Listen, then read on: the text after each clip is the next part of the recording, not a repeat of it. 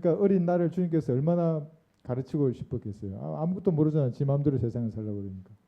그러니까 모든 그리스도인이 마찬가지입니다. 주님 보시기에는 아직도 어린 아기이거나 어린 자녀들의 수준에 머물러 있으면 청년으로 강한 전사로 성장하기를 원하거든요.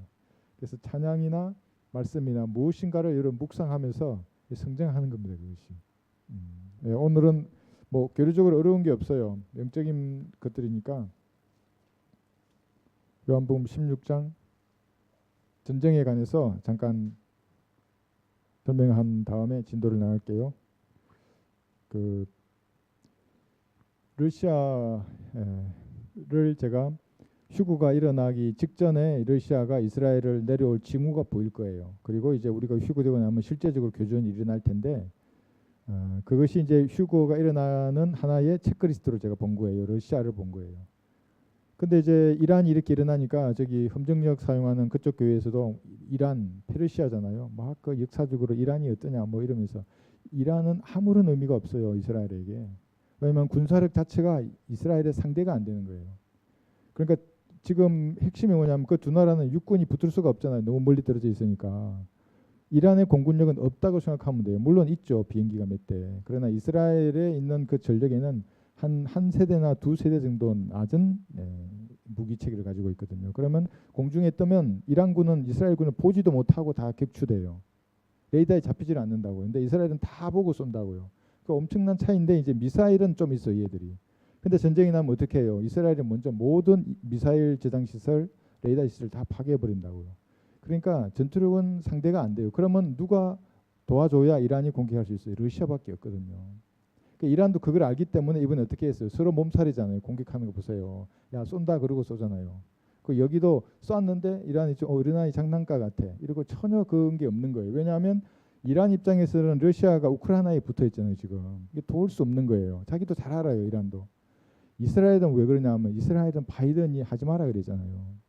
내가 대선이 있으니까 끝나고 하든지 해라. 지금 하지 마라고 이미 말했어요. 네가 만약 공격하면 이란을 도와주지 않는다 그랬어요. 군사 지원을.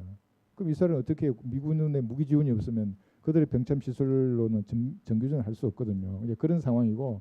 그런데 제가 전쟁하고 전쟁 아래에 있는 그 전역이라고 하는 캠페인, 그다음에 전투, 교전 이렇게 전쟁이 이렇게 수준별로 낮아지거든요. 휴거 이전에는 세계 대전이 없다 그랬어요, 제가. 휴거 이전에는. 근데 한번 잘 보세요. 세계 대전이라 그러면 그래서 보세요. 중국이 대만을 쳐요. 그러면 대만 입장에서는 전쟁이에요. 왜냐하면 대만선 전체를 공격하거든요. 그런데 중국 입장에서는 전쟁이 아니에요. 캠페인이에요. 그거는 대만 전역에서만 전쟁을 치르거든요. 거기는 이거 이해하시겠죠, 그죠? 마찬가지예요. 러시아나 지금 저기에 기록된 나라들이 이스라엘 입장에서는 전쟁이에요. 러시아 입장에서는 이스라엘의 하나의 국면이에요. 그거는 캠페인이라 그러는 거예요. 전쟁이 아니에요. 러시아 입장에서는. 그러니까 중국도 마찬가지예요. 중국이 대만을 치면 중국은 전쟁이 아니라 대만을 하나의 그 국민밖에 안 되면 다른 전선은 비어 있잖아요. 하지 않잖아요. 근데 세계 대전이 나면 그렇지 않다고요. 러시아, 중국, 미국, 호주, 일본 마찬가지예요. 다 전면전이 시작되는 거예요. 그런 세계 대전을 말하는. 그러니까 1차 대전, 2차 대전 일어났어요. 그런 세계 대전이었잖아요. 그러나 이 얘기는 지금 전쟁이 일어나더라도 세계 대전으로 발전할 수가 없다고요. 지금 상황에서는. 언제 그래요? 그건 대환란 이후에 일어날 거예요. 그래서 르커 목사님이 러시아의 공격을 휴거와 연관해서 설명하거든요. 이건 세계 대전이 아니에요. 러시아가 일어나더라도 이렇게 좀 여러분 구분해서 보시면 알 수 있어요. 그러니까 지금 3차 대전이라고 말하는 자들은 제가 계속 그런 얘기 그랬잖아요. 나누어서 그죠? 이해하지 못하는 사람들이에요. 여기서 전쟁이 일어난다고 하더라도 그건 3차 대전이 아니라 이스라엘은 물론 전쟁이지만 러시아 입장에서는 그냥 하나의 국면 전쟁이에요. 거기는.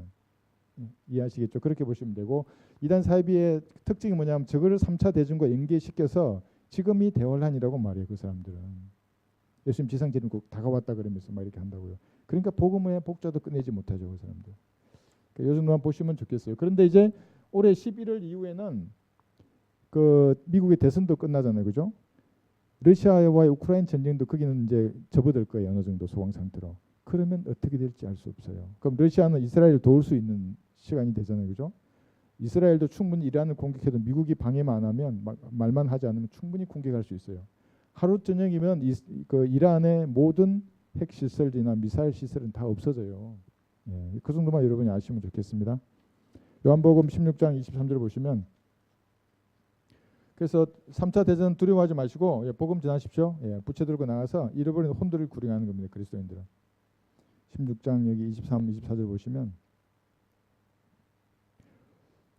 그날에는 너희가 아무것도 나에게 묻지 아니하리라. 진실로 진실로 내가 너희에게 말하노니 너희가 아버지께 내 이름으로 구하는 것은 무엇이나 너희에게 주시리라.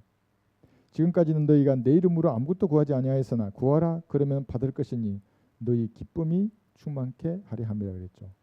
여기 그날이 언제예요? 교회 시대를 말하고 있어요. 왜냐하면 내 이름으로 구하라 그랬지 않습니까? 내 이름 예수님. 그 전까지는 여호와 하나님의 이름으로 구했어요. 이제는 내 이름으로 구하라는 겁니다. 그러니까 구하면 주신다는 거예요. 그러면 기쁨이 충만하는 건데 그리스도인의 기쁨은 그러니까 기도와 밀접한 연관이 있습니다. 기도하지 않는 그리스도인은 기쁨이 생길 여지가 없는 거예요. 그러니까 모든 사람이 마찬가지예요. 저도 이번에 북한에 관련된 일을 했잖아요. 그러니까 주일날 가장 피곤할 때인데 또 나가서 너무 피곤했어요. 그러니까 몸이 완전 다운되거든요. 그러니까 정말 사막을 걷는 것 같아요. 며칠 힘들었어요. 그럼 기쁨이 없어져요, 사람이. 그럼 어떻게 생기는가? 기도하는 거예요. 정상적인 기도. 그러니까 기쁨은 기도하고 비례하게 돼 있어요. 그런데 여기는 빠졌는데 뭐가 빠졌냐면 여러분 기도하실 때는 여러분의 필요를 먼저 아뢰기 전에 자신을 성찰해야 돼요. 그래서 제가 고린도전서 11장 31절을 계속 말하고 있어요. 왜냐하면 이걸 할 수 있는 사람이 목사들도 없어요. 제가 예전에 그 바이블 필리온 목사를 만나서 말하는데 이게 무슨 말인지 모르고 자기 스스로를 자기 죄를 주님 앞에 자백하는 건데 다른 성도의 죄를 지적하는 게 이 구절이라는 거예요. 그래서 내가 미쳤다 그랬어요. 미쳤다고.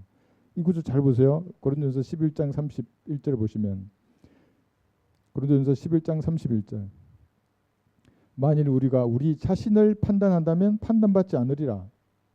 그러니까 이 판단이 심판이란 말이거든요. 내 양심에 거리끼는 죄가 있잖아요. 그게 탁 양심이 말을 해요. 그건 죄라고. 그러면 주님 제가 죄를 지었습니다. 이 죄를 용서해 주십시오. 예수님의 피로 이거 씻겨주시고 다시 죄짓지 않게 해주십시오. 그러면서 주님과의 관계를 바로 해야 돼요. 그게 판단하는 거거든요. 근데 그러나 32절 보시면 우리가 판단받는 것은 주께 징계를 받는 것이니 이는 우리로 세상과 함께 정죄받지 않게 하려 함이로다. 여러분이 판단하는 것은 그건 잘못되었다고 주님께 징계받는 거예요. 그러니까 가장 가벼운 징계예요. 양심의 찔림. 그때 자백해서 버려야 돼요. 그걸 하지 않잖아요. 그 다음에는 양심이 안 되면 지팡이와 막대기가 기다리고 있어요. 그러니까 말씀으로 여러분 앞에 무엇인가 찔림을 줄 때 그 죄를 버리는 게 가장 현명한 그리스도인이에요. 좀 고집 부리면 이제 막대기들로 지팡이들로 해줘요. 환경으로. 안 들어요. 그러면 사탄의 막대기가 기다리고 있는 거예요. 징계를 받는 겁니다. 그 전에 해야 합니다. 그래서 기쁨은 기도와 밀접한 관련이 있습니다. 그러니까 묻지 않고 순종해요. 그리스도인들은. 왜 교회 시대에 묻지 않고 순종하냐면 성경이 있기 때문에 그래요. 더 확실한 예언의 말씀이 있기 때문에 더 이상 물어볼 게 없어요. 데살로니가전서 5장 16절에 보시면 데살로니가전서 5장 16절 항상 기뻐하라 쉬지 말고 기도하라 모든 일에 감사하라 이것은 그리스도 예수 안에서 너희에 관한 하나님의 뜻이니라. 여기 명확한 뜻이 있어요. 어떻게 항상 기뻐할 수 있겠어요? 구원받고 성령께서 그 몸 안에 거하는 성도만이 가능한 일입니다. 기뻐하고 성령 안에서 기도하는 거예요. 그리고 감사하는 겁니다. 하나님의 뜻이죠, 이것이. 빌립보서 4장 6절에 보시더라도 그러니까 자기 자신을 판단하면서 뇌 상 가운데 떠오르는 죄들, 마음속에 있는 죄들을 먼저 자백하고 주님 앞에 필요를 아뢰일 때에 기쁨이 충만해져요. 그게. 빌립보서 4장 6절에 보시면 그 상태에서 기도하는 거예요. 아무것도 염려하지 말고 다만 모든 일에 기도와 간구로 너희의 구하는 것들을 감사함으로 하나님께 알려지게 하라. 그리하면 모든 지각을 초월하시는 하나님의 평강이 그리스도 예수 안에서 너희 마음과 생각을 지키시리라 그랬죠. 이렇게 기도하는 겁니다.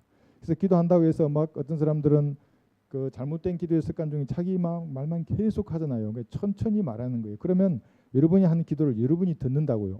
이게 이 구하는 이 기도 제목의 동기가 뭐지? 여러분도 생각해 보는 거예요.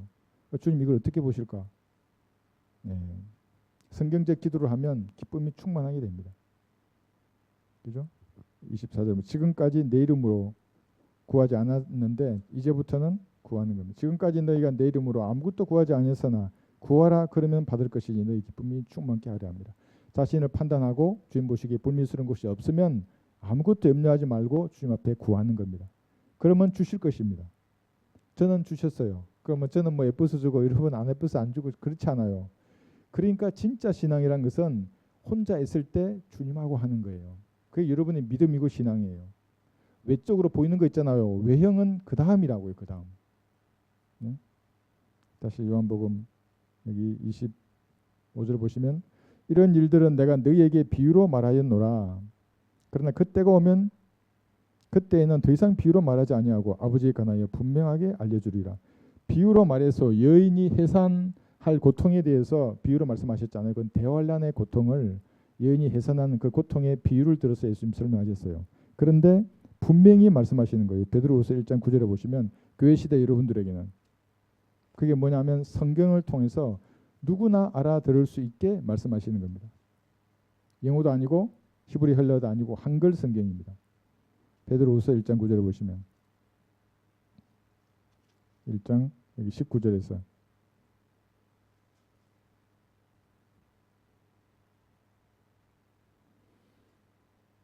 베드로후서 1장 19절에서 그러니까 하나님을 알고 싶으시면 성경을 읽으면 돼요. 그러면 성령님께서 조명해 주시면 깨달아지거든요. 하나님을 알게 돼요. 그러면 우리에게 더 확실한 예언의 말씀이 있으니 그래요. 더 확실하다는 게 뭐냐면 앞에 문맥에서 나오면 음성, 변화상에서 나타난 예수님의 음성이라든지 예수님의 모습을 눈으로 보는 것보다 더 확실해요. 왜냐하면 보면 지나가면 없어지잖아요. 귀로 들어도 지나가면 없어져요. 그런데 기록된 성경은 계속 남아 있는 거예요. 더 확실한 예언의 말씀이 여러분 손에 있는 겁니다. 날이 새어 샛별이 너희 마음에 떠오르기까지 너희가 어두운 곳에서 빛나는 빛에 주의하듯 이 예언의 말씀에 주의하는 것이 잘하는 것이니라. 이 성경이 있기 때문에 우리가 분명히 말씀하는 겁니다. 예수님도 보시면 누가복음 24장에서 성경을 깨닫게 해주십니다. 여러분이 성경을 펴면 누가 조명해 주세요? 성령님이 조명해 주시는 겁니다. 그 조명을 받기 전에는 아무도 성경을 깨달을 수 없어요. 그런데도 그러니까 신학 뭐 박사를 받았다. 성령님의 조명 없이 지 혼자 박사 된 거예요. 그 사람은. 그런 사람들이 여러분처럼 구령할 수 있겠어요? 못한다고요. 그 사람들이. 복음을 전한다고 말은 해요. 저도 뭐 얼마나 하죠. 어디 가서 복음 전하고 구령이 뭔지도 모르는 사람이에요. 그런 사람들 들어보면. 누가복음 24장 27절 보시면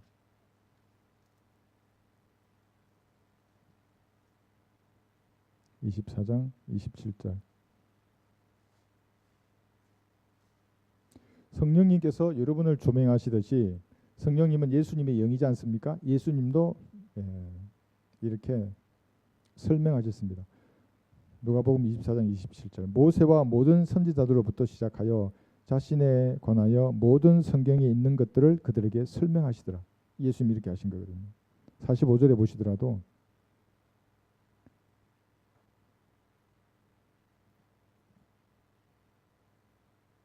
(44절부터) 또 그들에게 말씀하시기를 이런 것이 내가 너희와 함께 있을 때 말했던 바 모세의 율법과 선지서들과 시편에 나에 관하여 기록된 모든 것이 이루어져야 한다던 그 말이니라 하시고 그때 그들의 지각을 열어 성경을 깨닫게 하시더라. 그러니까 여러분들의 성경을 공부하고 또 비교하고 또 설교나 성경을 이게 듣지 않습니까? 그때 깨닫는 것은 성령님의 역사가 없이는 결코 할 수 없어요. 그죠? 그래서 성경을 펴기 전에 뭐하라 그래요? 기도하는 겁니다. 주님, 제가 이제 성경 공부하고자 하는데 아둔한 저의 지각을 열어주십시오. 혹시 저 안에 불미스러운 거 또 숨겨놓은 죄들이 있습니까? 좀 다 드러나게 하시고 예수님의 피로 이거 씻겨 주셔서 말씀을 잘 깨닫게 해주십시오. 이거 10초도 안 걸리잖아요. 이렇게 기도하고 봐야 된다고 이것이. 저도 마찬가지예요. 뭐 똑똑한 사람 아무도 없어요. 말씀을 깨닫는 데는 이렇게 성령께서 조명해 주셔서 지각을 열어줘야 가능한 것입니다.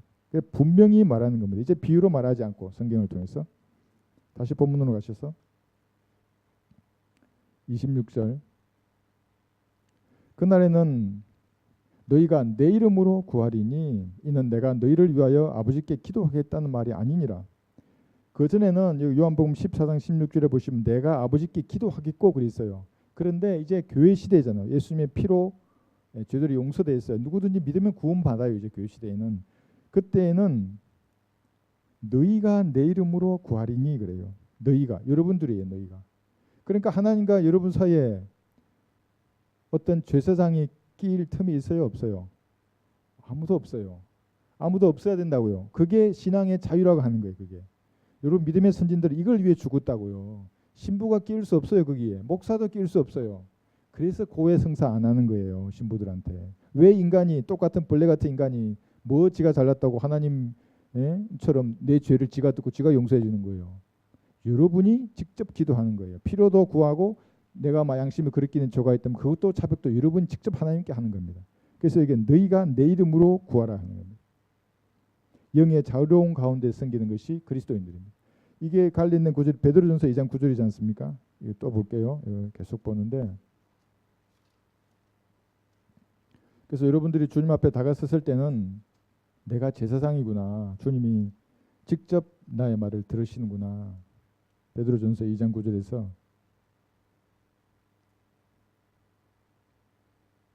그러나 너희는 선택받은 세대요 왕같은 제사장이며 거룩한 민족이요 독특한 백성이니 이는 너희를 어둠에서 불러내어 그의 놀라운 빛으로 들어가게 하신 분의 덕을 너희로 선포하게 하려는 것이니라. 그러니까 하나님과 1대1로 여러분은 독대할 수 있는 위대한 특권을 가지고 있어요. 사실은. 근데 안 쓴다고요. 사람들이. 초대장은 이미 받았어요. 예수님 구주 영접할 때. 누구든지 지성소로 갈 수 있어요. 그래서 여러분의 그 심정 있잖아요. 몰라요. 세상 사람들은. 누가 알아주겠어요. 주님이 알아주신다고요. 거기서 아뢰는 거예요. 주님 앞에. 그런 교제가 풍성해야 합니다. 그럴 때에 로마서 8장 26절을 보시면 여러분 기도할 때에 직접 아뢰면 중보해 주십니다. 성령께서. 로마서 8장 26절. 뭐 자기도 알지 못하는 소리를 뭐 알랄랄라 말라 이러면 중보 안 해줘요. 그거는. 그건 마귀가 떠드는 거니까 그 성령님이 피해버리죠. 그렇게 하면. 로마서 8장 26절. 이와 같이 성령께서도 우리의 연약함을 도우시나니 이는 우리가 마땅히 기도해야 할 것을 알지 못하나 성령께서 친히 말할 수 없는 신음으로 우리를 위하여 중보하시기 때문이라.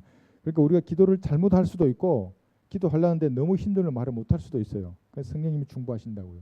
잘못된 기도를 하면 바로 잡아서 성부 하나님께 기도가 상달되게 하신다고요. 성령님께서 중보하시는 겁니다.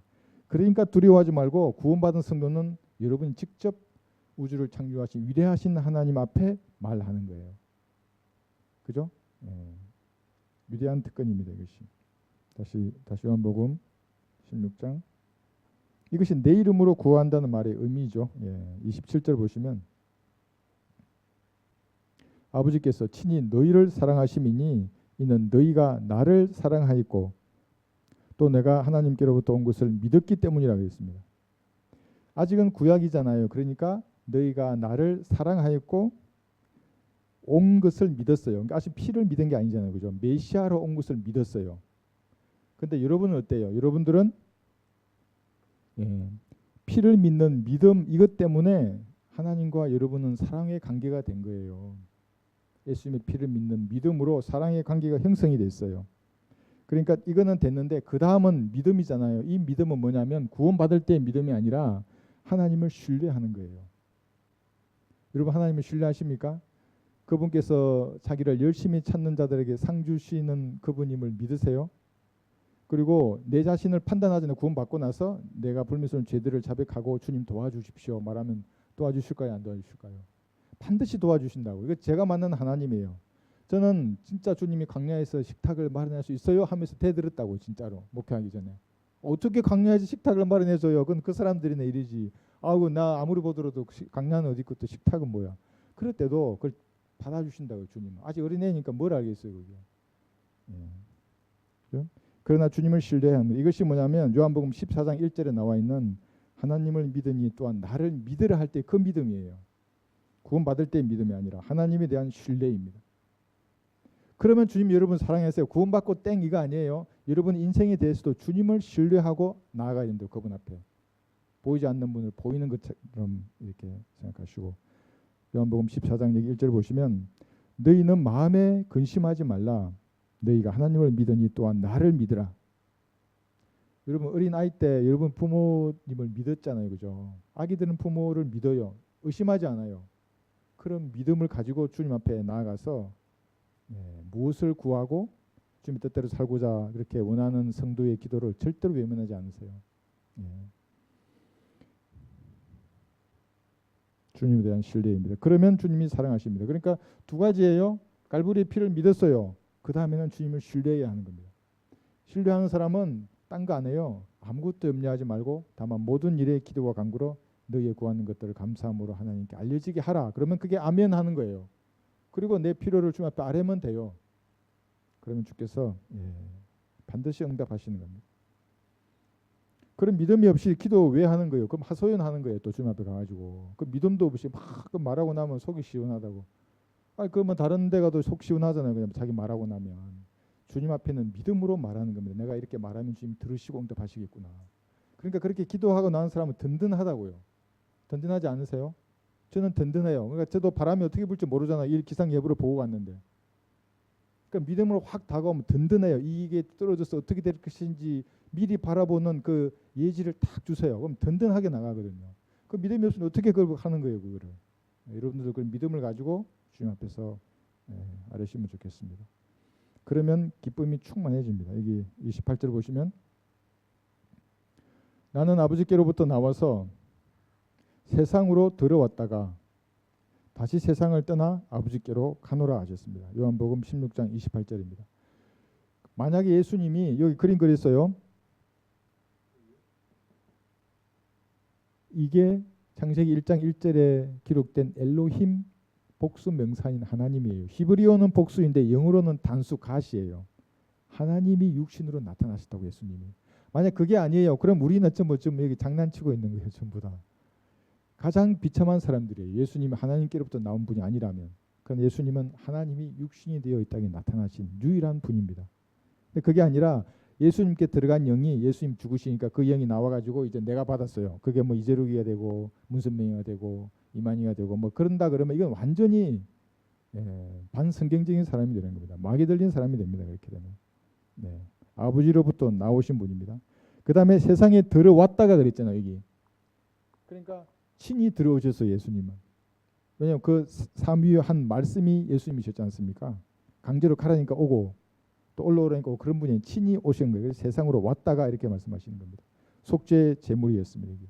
한번 볼까요? 히브리서 10장에 보시면 히브리서 10장 8절 보시면 여러분 아기가 태어났는데 얼마나 기쁘겠어요. 아기가 태어났습니다. 그런데 죽기 위해 태어난 아기가 있다고 한번 생각해 보세요. 그 얼마나 슬퍼요. 예수님 그렇게 출생하셨어요. 속죄 제물. 위에 말씀하시기를 희생 제물과 예물과 번제들과 속죄제는 바라지도 아니하시고 기뻐하지도 아니하신다고 하셨으니 이것들은 율법에 따라 들어진 것이라. 동물의 피를 바쳤어요. 그렇게. 그때 말씀하시기를 오 하나님이여 보소서 주의 뜻을 행하려고 내가 왔나이다 하셨으니 첫 번째 것을 피하시면 율법이에요. 두 번째 것을 세우려 하심이라.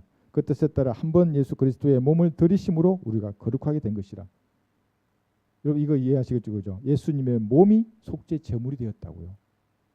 그래서 그 사실을 믿는 여러분이 거룩하게 된 거예요. 그렇게 여겨주세요, 하나님께서. 그래서 요한일서 2장 2절에 보시면 그래서 이걸 화목 제물이라고 하는 겁니다. 요한일서 2장 2절에서 그렇게 제물이 되기 위해서 세상으로 오셨어요, 친히. 아마 이 사랑은 우리가 영혼 세계에 가서 다 이해하지 못할 거예요. 하나님이 사랑이라고 하는 그 말의 의미를. 제물이 되기 위해 오셨어요. 이렇게 요한일서 2장 2절에 보시면 그는 우리의 죄들을 위한 화목 제물이시니 우리뿐만 아니라 온 세상의 죄들을 위한 것이니라. 여러분 세상의 죄들이 얼마나 정말 더러워요. 너무나 많잖아요. 그게. 그 온 세상의 그 모든 더러운 죄들을 위한 제물로 예수님 오셨다고요. 죄인들이 왜 지옥에서 불탈 것 같아요? 그런 예수님의 희생과 사랑을 거짓말로 얘기했다고요. 그 복음 전하면 그러잖아요. 그러고 뭐 우리를 강신자나 아주 뭐 정신병자처럼 뭐 취급하지 않습니까? 그 예수님을 그렇게 대하는 거거든요. 그 숭고한 사랑을 그렇게 대하니까 자기가 그런 취급을 받는 겁니다. 그러니까 마음이 정직하거나 마음이 진짜 숭고하고 거룩한 것을 좋아하는 사람이 있어요. 행위는 그렇지 않아도 그러면 이 사랑 얘기를 들으면 뭔가 끌린다고 이게. 이게 뭐지? 누가 나 같은 놈을 위해서 죽어주지? 제물이 되셨다고? 구원받는 겁니다. 그렇게. 그죠? 갈라디아서 3장 13절에 보시면 갈라디아서 3장 13절.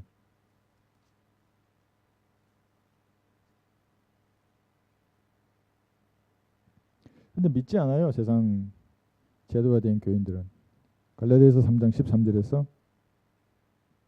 그리스도께서 우리를 위하여 저주가 되셔서 율법의 저주로부터 우리를 구속하셨으니 기록되기를 나무에 매달린 자는 누구나 저주받은 자라고 하였도다. 여기 구속하셨다 그러지 않습니까? 저주가 되셔서 구속이란 말은 값을 지불하신 거예요. 리뎀션이라는 겁니다. 여러분의 죄의 값, 죄의 삭 이게 다 지불됐어요. 예수님의 피로. 이걸 믿으면 구원을 받는 겁니다. 그 예수님께서는 이렇게 세상을 떠난다 그랬잖아요. 이것이 자기가 어떻게 죽으시고 부활할 것인지를 말씀하신 겁니다. 그리고 아버지께로 가노라 그랬잖아요. 이것이 아버지께로 간다고 한 말의 의미가 우주의 정상으로 가셨어요. 다시. 그러니까 다시 오시겠다는 말입니다. 그리고 이제 여러분들을 다 예수님이 제물이 되셔서 보였잖아요. 이제 여러분이 누구든지 죄인이 믿으면 그 사람을 받아주신다고요. 아버지 하나님께서. 예? 그 다시 오실 겁니다. 요한복음 여기 14장 3절에 보시면 가셨으니까 다시 오시죠. 여기 14장 3절에 보면 요한복음 14장 3절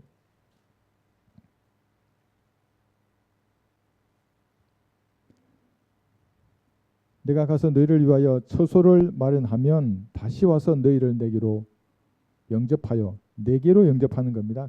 그러니까 다 데리고 올라가시는 겁니다. 내가 있는 그곳에 너희도 있게 하리라. 다 올라갈 것입니다. 그래서 그리스도인들은 물론 다시 또 지상에 내려오지만은 나중에는 새 예루살렘 도성에서 같이 사는 겁니다. 이런 것들이 이게 담겨 있습니다. 다시 여기 16장 29절 보시면 30절 제자들이 주께 말씀드리기를 보소서 이제 주께서 분명히 말씀하시고 비유로 말씀하지 아니하시니 이제 우리는 주께서 모든 것들을 아시며 또 아무도 주께 물어야 할 필요가 없는 줄 아나이다. 이로써 우리는 주께서 하나님께로부터 오신 것을 믿나이다라고 하더라 그랬죠. 이게 뭐냐 하면 이제 여기서 이제 믿나이다 그래요. 믿나이다 그랬잖아요. 믿나이다 그런 겁니다. 이거는 예수님께서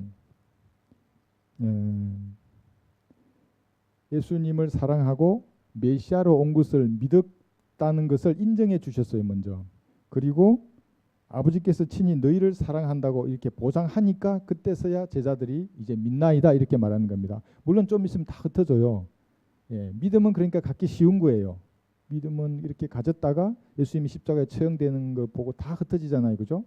그렇지만 여기서 이렇게 믿나이다라고 말합니다. 그런데 여러분들은 뭐냐면 그죠? 여러분들은 갈보리의 피를 믿고 성경으로 여러분이 구원이 어떻게 구원받았고 어떻게 보장되는지 확실히 기록되어 있어요. 그래서 여러분도 믿나이다 이렇게 할 수 있어요. 믿음을 고백할 수 있는 겁니다. 그러니까 믿음이라는 것은 들음으로 생기지 않습니까? 믿음은 들음으로써 쉽게 생길 수 있습니다. 이해를 하지 못하더라도 딱 들으면 그냥 직관적으로 어떤 인식이 생기거든요. 그러면서 믿음이 마음에 딱 자리 잡아요. 하나님의 말씀을 들을 때. 그런데 그 믿음을 여기 보세요. 믿음은 갖기는 쉽지만 하나님에 대한 믿음을 그게 연단되어서 점검이 되는 것은 이제 어려운 거예요. 그것은 견고한 믿음을 지속해서 가지는 건 어렵다고요. 그래 그 믿음을 견지하기는 어려워요. 믿음이 연단되기도 어렵고 성숙하기도 어려워요. 근데 가지는 건 쉬워요. 성경 읽으면 나도 모르는 사이 어떤 인식이 탁 자리 잡힐 때 믿음이 생기거든요. 근데 환경이 와서 그 믿음을 연단할 때 그거 이겨내야 된다고요. 그럼 그게 진짜 믿음이 돼요. 그게 강한 믿음이 되거든요. 그것이 31절 한번 보세요. 31절에서 믿나이다 그런 제자들에게 뭐라 그러셨는지 예수께서 그들에게 대답하시기를 너희가 이제야 믿느냐 그랬어요. 그래놓고 그 다음 구절에 가면 다 흩어질 것을 미리 말씀하시거든요. 그래서 한번 볼까요? 고린도전서 16장에 보시면 믿음에서 굳게 서야 하는 겁니다. 여러분들 믿음을 다 가지고 있어요. 지금 여기도. 그런데 그 믿음에 굳게 서야 해요. 고린도전서 16장 13절. 16장 13절. 고린도전서 16장 13절이에요. 깨어 있어라. 믿음 안에 굳게 서라. 남자답게 처신하라. 강건하라. 사실 여기에 많은 게 들어있어요. 깨어 있어야 돼요. 잠자지 말고 어디 영적으로. 믿음 안에 굳게 서서 남자답게 처신해야 합니다. 이걸 자꾸 강조해요. 주님께서는 남자답게. 남자답게. 히브리서 10장 23절을 보시면 이게 굳게 붙들라 말씀하십니다. 그러면 생긴 믿음이 없어져 버려요. 그냥. 히브리서 10장 23절.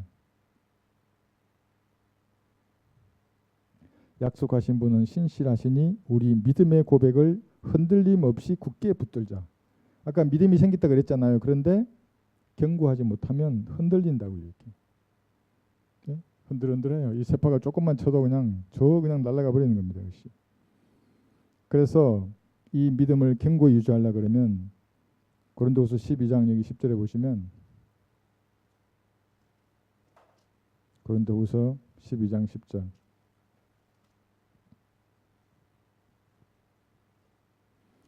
약할 때 강하게 됩니다. 이건 진짜예요. 저도 몇몇 설교할 때 은혜 받은 설교를 제가 들어봐도 어디 몸이 아프거나 그러면 주님만 의지하게 돼요. 주님만 의지하면 내가 들어도 설교가 은혜스러워요. 근데 막 내 육신으로 막 얘기하잖아요. 뭐 목소리는 클지 모르겠는데 성령님의 능력이 잘 안 드러난다고. 여러분도 마찬가지예요. 그래서 사도 바울은 약한 것을 기뻐했어요. 왜냐하면 그럴 때는 오직 주님만을 신뢰하거든요. 여러분 아파 보셨잖아요. 아프면 제일 먼저 주님을 찾게 돼 있어요. 그러니까 아픈 게 어떨 땐 좋아요. 그냥 아프면 그냥 가만히 있어요. 주님만을 의뢰하는 겁니다. 그만 주님 데려가시면 가는 겁니다. 아멘하고. 여기서 10절 보시면 그러므로 내가 그리스도를 위하여 약한 것들과 모욕과 궁핍과 박해와 공경을 기뻐하노니 이는 내가 약할 때 곧 내가 강하기 때문이라. 이게 진짜 성정한 그리스도인입니다. 모욕을 당하는데 어떻게 강할 수 있어요? 그리스도인이 그때 강한 겁니다. 궁핍한데 박해와 공경을 당하는데 어떻게 기뻐할 수 있어요? 근데 그 약할 때가 강한 겁니다. 그래서 부러진 뼈예요. 탈골된 팔이어야 된다고 그리스도인은. 육신의 힘으로는 청년이라도 쓰러지게 돼 있어요. 주님이 주신 힘으로 충만할 수밖에 없어요. 그리스도인들은. 네. 그래서 여기서 믿음은 스스로 여기서 겸손해져야 해요. 주님 앞에. 그렇지 않으면 참 힘들어요. 그래서 초신자일수록 겸손하기 어렵잖아. 바리새인 기질이 나오거든요. 초신자일수록. 저도 그런 때가 있었다고요. 처음 이 하나님에 관한 지식이 향상된 진리의 지식이기 때문에 대단한 거라고요. 그럼 자기만 아는 것 같다고 있고 나 다른 사람 모르는 것 같고 주님 나만 사랑하는 것 같고 그래서 나만 깨달은 것 같다고요. 다른 사람들 허물만 보는 거예요. 자꾸 이렇게. 이때를 잘 연계해야 돼요. 그러다가는 잘못되면 이제 멀리 나가게 돼요. 주님하고. 그리고 강한 사람들은 그때 그 사람들 잘 이렇게 양육해 줘야 합니다. 뭐라 하지 말고 그 미숙함을 관대함으로 받아주면서. 다시 볼까요? 16장 32절.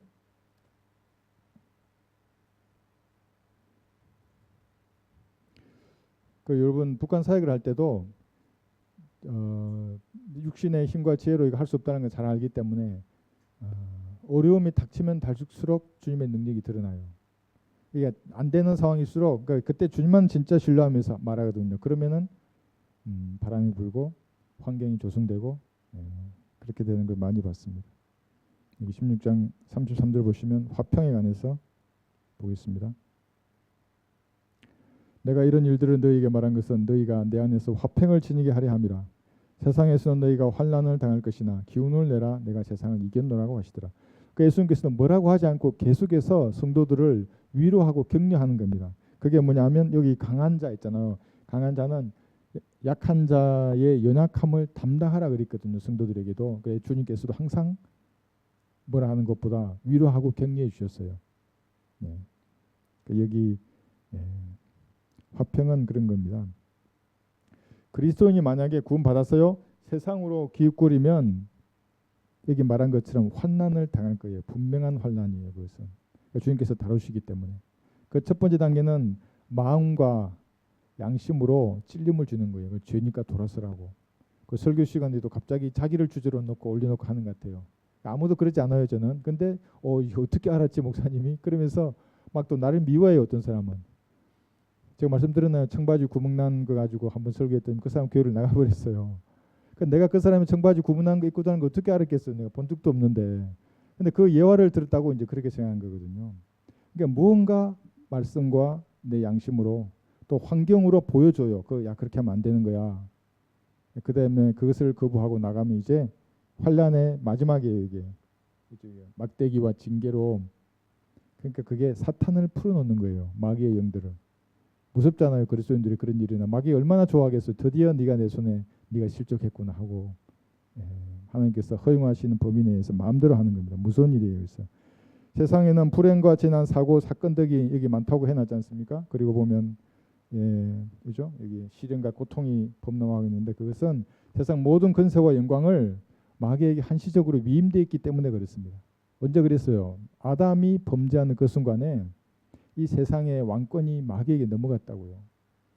물론 주께서 허용하시는 그 뜻 내에서 일어난 일들입니다. 그래서 마귀가 누구를 대통령으로 삼고자 하면 하나님이 허용하신 뜻 안에서 허용해줘요. 그 뜻을 마귀가 가지고 있기 때문에. 그러니까 세상의 모든 권세자들은 어둠의 영들이 다 죽어난다고요. 그게 실제적으로 도지사나 뭐 장관이나 의원이나 모든 권세자들의 그 뒤에는 그런 영들이 다 있어요. 위로 올라가면 올라갈수록 있어요. 그리스도인들이 세상으로 나가면 그런 겁니다. 그럼 언제 화평을 누리는가? 그리스도인이 화평을 누릴 때는 영원한 것을 바라볼 때 화평을 누리게 돼 있어요. 제가 자꾸 이렇게 갈보리 십자가로부터 영원 시대까지 새 예루살렘 도성까지 계속 그러지 않습니까? 그게 뭐냐면 그리스도인이 화평을 누리는 유일한 그 원천이 영혼을 바라볼 때예요. 미래에 어떻게 될 것인지 알 그때의 기쁨이 충만해지고 주님 주신 화평으로 가득하게 됩니다. 찬양을 부를 때 마찬가지예요. 황금길을 걸으며 기쁜 찬송 부르리. 그게 진짜 내가 그걸 알고 부르잖아요. 그게 어떻게 될 것인지를. 그러면 화평이 가득해지고 이 세상에 이런 것들이 다 도망가게 돼 있어요. 이런 것들이. 마귀가 무엇인가 이렇게 작당을 해서 몰려오더라도 그리스도인이 그런 화평으로 충만하면 싹 도망가게 돼 있어요. 그래서 마귀가 건드리지 못하는 1호 성도가 화평한 성도라고요. 그거 어떻게 해요? 말씀으로 공부했잖아요. 그러면 기도할 때 성경적으로 기도하는 거예요. 그렇게 내 자신을 먼저 판단하고 예수님의 보혈로 씻은 다음에 주님 앞에 필요를 아뢰고 또 주님을 높여드리고 그러면 미래에 대한 소망으로 충만해져요. 화평이라고 그것이. 지속적인 교제, 영원한 기쁨을 볼 때 누리는 겁니다. 그렇죠?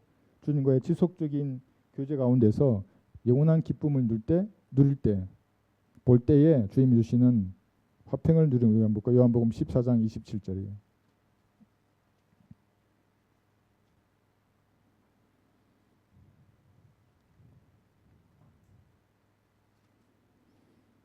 (14장 27절) 내가 너희에게 화평을 남겨주나니 나의 화평을 너희에게 주노라.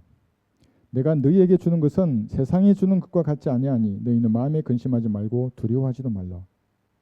이 화평으로 그리스도인들은 충만해야 하는 겁니다. 그러니까 화평을 방해하는 것이 있으면 그것을 기도해서 문제를 해결해야 합니다. 그러니까 여러분의 욕심이요 욕심을 버리고 그 죄면 죄를 놔버려야 돼요. 그걸 예수님 피로 씻어버려요. 그럼 화평해진다고요. 그러면 건드릴 수 없어요. 마귀가. 괴롭히고 싶은데 아이고 화평하네 얘가. 이리 찔러도 화평하고 저리 찔러도 화평하네. 그러니까 이게 세상은 영적 전쟁이라 그랬잖아요. 여기 보면 미혹과 박해와 쾌락으로 여러분들을 공격해요. 그 미혹은 그냥 당하는 거예요. 이런 세상하고는 타협할 수 없어요. 세상과 좋게 지낼 수 없는 겁니다. 이렇게 굴복할 수도 없고 타협할 수도 없고 세상과 친구로 지낼 수도 없는 겁니다. 그리스도인들은. 그래서 예수님께서 아시기 때문에 기운을 내라. 기운을 내라 이렇게 말씀하고 있습니다. 내가 세상을 이겼노라. 어디서 세상을 이기셨어요? 갈보리 십자가에서 세상을 이기셨어요. 그럼 그 승리가 여러분의 것이잖아요. 그러니까 지금 내가 셋째 하늘에 가더라도 아이고 아멘이에요. 정말로. 난 내 무거운 짐을 다 볼 수 있어서 얼마나 좋아요. 그런 자세로 주님 앞에 기도하는 거예요. 그러면 무엇을 해내요? 이 땅에서. 이 흑암으로 가득 찬 세상에서 주님께서 원하시는 그 빛을 발하는 그런 성도가 되는 것입니다. 오늘 여기까지 공부하겠습니다.